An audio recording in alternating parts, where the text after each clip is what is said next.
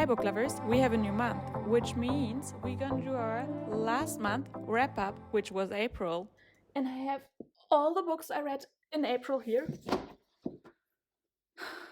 And I have all the books that I read in April here, which are 9 in total. And I thought it would be also fun to maybe include some statistics here. So I calculated all my ratings, and my average rating for April was actually 3.75. And in terms of genre, I read 3 in total, mostly romance, but also fantasy and general fiction. And out of the 9 books, I read 3 standalones and 6 books that were part of a series or interconnected standalones. And I'm also going to include my April TBR. I read 50% of my April's TBR, which sounds so much better than saying I just read 3 of them, but it's also because we had so many new releases and I didn't calculate them in when I did my April TBR. But nonetheless, I read 3 out of my April TBR, which, you know, is a good start. It's only gonna go up from here. Let's hope. But we started the month off good. Not only did I read one of the books from my April TBR, but finally I got to Love Redesigned by Lauren Asher. And honestly, I didn't have any excuse why I didn't read this sooner. I think it's because this was the only Lauren Asher book left that I haven't read yet. And I don't know, I just wanted to savor it, but it was so good. Lauren Asher did not disappoint. I don't think I rated any of her books less than 4 stars. And this one is no different. It was so close to a 5-star, but I rated it a 4.75. It just didn't give me the 5-star feeling. I'm very particular with my 5 stars. I love Julian and Dahlia so much. I love the family dynamics, and this is like childhood rivals. And I really love about Lauren Asher's writing just how you get to know those characters, and her characters have so much depth there, so many layers to them, and I don't know, I really enjoy them. And I also love that we got some glimpses of the other characters from her other books in here, which I just love the Lauren Asher universe so much. So in this book you have Dahlia, who comes back into the small town by Lake Wisteria, and her mom is best friends with Julian's mom. So they always grew up together and they have a past. Let's just leave it at that, but it's not really a second chance romance. And Dahlia comes back because she feels really down, and I don't know if she lost her job, but I think her fiancé also broke up with her, and it's just overall not a great time for her. And their moms come up with the idea that they should do a project together because Julian is into developments of houses and Dahlia is an interior designer, and the moms think that this will be really good for both of them, and Julian basically agrees to it because he can't say no to his mom, but also so Dahlia would leave town sooner once they finish the project. But of course, when they work together on this project, they have close proximity and they still have some things to talk about, and they have so much chemistry. I know that this is a bit long, so for some people this might be a bit intimidating or at times a bit boring, but I was entertained the whole time. And Lauren Asher's books are also usually quite character driven, so yes, of course there's a plot and it's great, but overall I would always say it's about the characters and you fall in love with them, and therefore I really don't mind that you have more pages. So after that, I read The 7-Year Slub by Ashley Polston, and I heard so many good things about this book, and people went wrong. Like, I had high expectations, but they were still matched. I rated this a 4.5 star. I think why this isn't a 5-star for me is just that the time they spent together wasn't that much for big of a romance they had. I think I just wanted a bit more where feelings could grow, but nevertheless, this was a fantastic read. Also, the whole aspect of the magical realism really added so much tension. I just wanted to find out how they would resolve everything by the end. And the side plots in this book were so great. They really added depth to the characters, but also to the story, and made me even teary at some points. So you have Clementine, who lives in the apartment of her aunt, who recently passed away, but that apartment isn't regular, it's magical actually, and sometimes when you enter it 7 years in the past. On one day, Clementine enters the apartment and all of a sudden there's this stranger, but the stranger doesn't live in her time. He actually lives 7 years in the past when he rented the apartment, and you have their romance, and it's just so good. I would highly recommend this, especially if you want something different out of a romance, and also an emotional read, but not a traumatic read. So I highly recommend The 7-Year Slub. After that, I read Emily Wilde's Encyclopaedia of Faeries by Heather Fawcett, and I really like this book. First of all, I love this edition. It just feels so right, because this really is not as much about the plot, more for the vibes. And I already knew this going in, but because the plot took a while to like really take off, I rated this a 3.5 stars. I really enjoyed it, and I also enjoyed the little glimpses of romance, and I also loved the whole small town aspect. And this was written in like a diary style. So you have Emily, who is a professor, and she's doing some research on faeries, and therefore goes, I don't know, to Iceland or I don't know, to like a Scandinavian country, I forgot, somewhere up north, and she wants to study an unknown fairy species there, but she's not really good with like social situations and people. She just enjoys the company of like books and her dog more. But surprisingly enough, her rival and very handsome colleague, Wendell, comes up there as well to help her.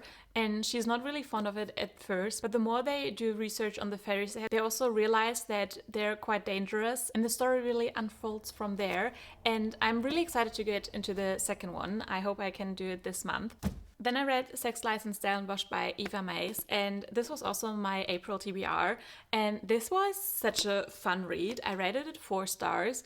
This is more like general fiction, but you have lots of drama in here, and I think what I like the most is that you get a lot of different POVs, and they're all connected. So you basically have like the high society of Stellenbosch, which is a city in South Africa. I would say our main character is Jen, and at the very beginning she finds her husband cheating on her, and from there on really every other secret spills out. This is just a really fun story, but I also felt quite empowered by women and friendship in this one, and I liked that the chapters were always short and you just wanted to find out more because each character had like their own secret, and it was just really scandalous but fun. There are other books in the series, and the end left definitely room for that. I want to read more of this series, but you could also just read this on your own. I just want to know what they're up to next.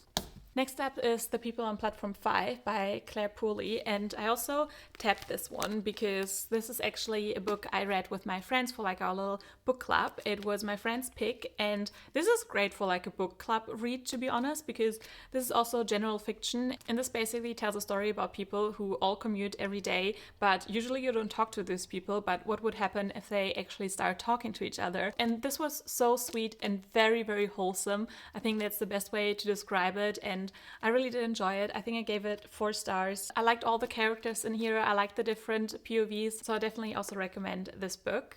So all the next books I have here are all the new releases of this month, and I actually did a whole reading vlog where I talk in depth about those books, so I won't say too much about them here. So if you want to know any more of my thoughts, then definitely go watch that video. I'm gonna leave it in the description below. But yeah, I started with King of Sloth by Anna Hung, which is the 4th book in her King of Sin series, and this was the book I was most anticipating in that reading vlog, but also just in general in her series, because we got glimpses of that couple from book 1, and I wanted their stories so much because I had a feeling that Sloan would be my favorite main character. And I hate to say that this book was so disappointing. It was literally everything I didn't want or didn't expect. It was still a good book. I gave it 3 stars. It was just really disappointing to me because I had so much hope for this book. I just wanted something very different out of this book, but as I said, if you want to know more, then watch my reading vlog. I would still recommend it if you want to read the series. It's definitely not my favorite out of all of them. And I think the main thing that I didn't like in this book was that there were so many side plots that just really overpowered the romance.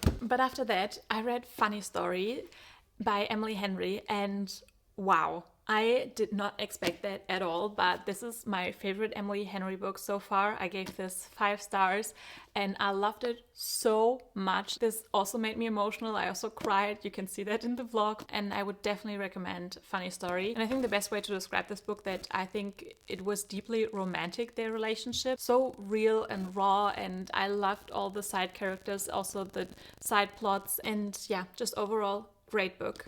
Another book that came out this month was Wilde by Elsie Silver, and I did not like this one.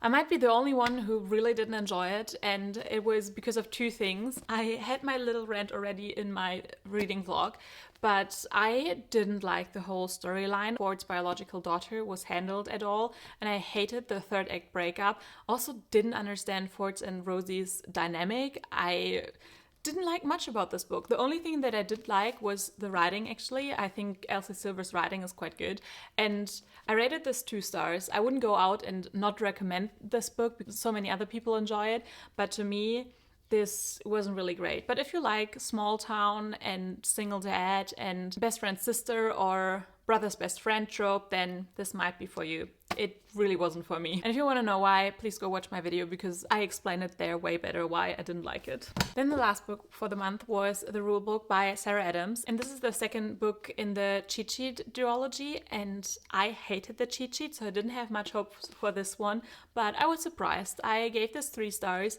It's nothing I would write home about. I didn't really love the romance. This is a second chance romance between Derek and Nora. And Nora broke Derek's heart in college, and by that I mean she really broke his heart. And I don't think they had a great foundation for their second chance. I think Derek really deserved better. I didn't hate this book, so a 3 star. But yeah, that concludes all the books that I read in April. And if you already watched my new releases reading vlog, and if you're wondering why Powerful is not in this video, it's because I read Powerful on the 1st of May, so didn't want to cheat, and I'm going to talk about that book my next reading wrap up, or as I said, you can watch my video. Yeah, overall I had a great reading month and I'm excited for May. I hope you enjoyed this video as well. Give it a like and also subscribe for more bookish content, and I'll see you guys in my next video. Bye!